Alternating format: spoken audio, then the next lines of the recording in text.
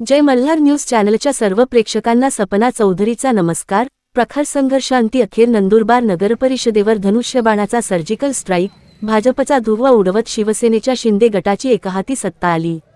नंदुरबार नगरपरिषदेच्या अत्यंत संघर्षमय ठरलेल्या निवडणुकीत उपमुख्यमंत्री एकनाथ शिंदे यांच्या नेतृत्वातील शिवसेना शिंदे गटाने ऐतिहासिक विजय मिळवला आहे। भाजपचे माजी आदिवासी विकास मंत्री तथा आमदार डॉक्टर विजयकुमार गावित आणि प्रदेश महामंत्री विजय चौधरी तसेच भाजपच्या माजी खासदार डॉक्टर हिना गावित यांच्या विरोधात शिवसेना आमदार चंद्रकांत रघुवंशी यांनी दिलेली ही लढत प्रतिष्ठेची ठरली होती। या धक्कादायक निकालाने नंदुरबारच्या राजकारणात शिंदे गटाचे वर्चस्व पुन्हा एकदा सिद्ध झाले आहे। नगराध्यक्ष पदाच्या निवडणुकीत शिवसेना शिंदे गटाच्या उमेदवार सौरत्ना चंद्रकांत रघुवंशी यांनी भाजपचे नगराध्यक्षपदाचे उमेदवार अविनाश महादुमाळी यांचा 11,110 मतांच्या मोठ्या फरकाने पराभव करत विजय मिळवला आहे।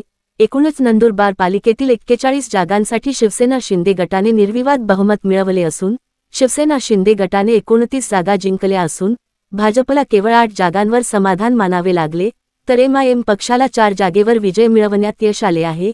या विजयासाठी शिवसेनेने मोठी संघर्षाची लढत दिली होती। शिवसेनेच्या शिंदे गटाचे खासदार श्रीकांत शिंदे आणि मंत्री दादा भुसे यांनी सौरत्ना रघुवंशी यांच्या प्रचारासाठी थेट मैदानात उतरून सभा घेतल्या होत्या, तर दुसरीकडे भाजपच्या गडाला खिंडार पाडण्यात आमदार चंद्रकांत रघुवंशी यांना यश आल्याने हा निकाल भाजप नेत्यांसाठी मोठा धक्का मानला जात आहे। या विजयानंतर संपूर्ण नंदुरबार शहरात शिवसैनिकांनी गुलालाची उधळण करत आणि फटाके फोडून जल्लोष साजरा केला। या निकालामुळे स्थानिक स्वराज्य संस्थांच्या निवडणुकांच्या राजकारणात आमदार चंद्रकांत रघुवंशी यांचे पारडे जड झाले असल्याचे दिसून आले आहे। या धक्कादायक निकालानंतर भाजपला आता आत्मचिंतन करण्याची गरज निर्माण झालेली आहे। या विजयानंतर शिवसेनेचे शिंदे गटाचे नेते आमदार चंद्रकांत रघुवंशी तसेच नवनिर्वाचित नंदुरबार पालिकेच्या नगराध्यक्ष सौरत्ना रघुवंशी यांनी आपली प्रतिक्रिया व्यक्त केली आहे। सपना चौधरी, जय मल्हार न्यूज, नंदुरबार।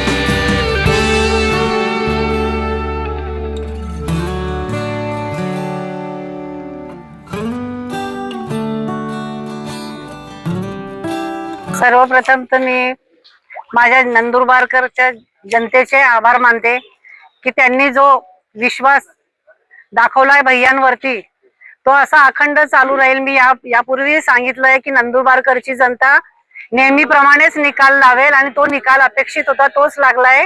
आणि भैया साहेबांची मेहनत, रवी बापूंची मेहनत, विक्की भाऊ, शिरीष दादा, अभिजित दादा, सगळ्यांची मेहनत याच्यात जो आम्हाला निकाल अपेक्षित होता तो लागलाय. थोडंफार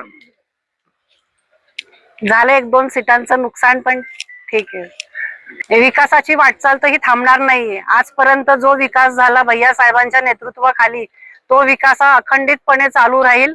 आणि ज्या जनताही आम्हाला निरनिराळ्या कल्पना देत असतात त्या कल्पना आम्ही त्यांच्या पूर्णत्वास आणू आणि नंदनगरीला परत एकदा यशस्वीतेच्या विकासाच्या वाटचालीने घेऊन जाऊ.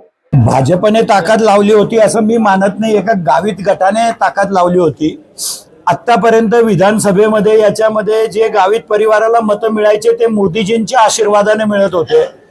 गावित गटाची किती इज्जत आहे नंदुरबार मध्ये हे जनतेने आता दाखवून दिलेलं आहे त्यांना. उलट त्यांची अपेक्षापेक्षा 3-4 नगरसेवक जास्त आलेले आहेत, नाहीतर त्यांचे 5च्या आतच नगरसेवक राहिले असते. ही वस्तुस्थिती आहे. नंदुरबारच्या जनतेने एकदम स्पष्ट कौल दिला आहे. बघा, आम्ही 3 ठिकाणी विजय प्राप्त केलाय असं मी म्हणतो. कारण आम्ही नंदुरबारमध्ये धनुष्यबाणवरती उभे होतो. शहाद्यामध्ये आम्ही अभिजित पाटलांच्या आघाडीमध्ये एकत्र आमचे उमेदवार उभे होते. नवापूरमध्ये भरत गावितांच्या नेतृत्वाखाली आमचे 4 नगरसेवकाचे उमेदवार उभे होते. आणि एकंदरीत 3 ठिकाणी नगराध्यक्षाचा बी उमेदवार आमच्या विचाराचा निवडून आलेला आहे. भारतीय जनता पक्षापेक्षा तळोद्यामध्ये सुद्धा शिवसेनेचे 6 नगरसेवक निवडून आले आणि भारतीय जनता पक्षाचे 4च नगरसेवक आले आहे. तर भारतीय जनता पक्षाने आता अहंकार सोडला पाहिजे आणि वस्तुस्थिती समजून घेतली पाहिजे.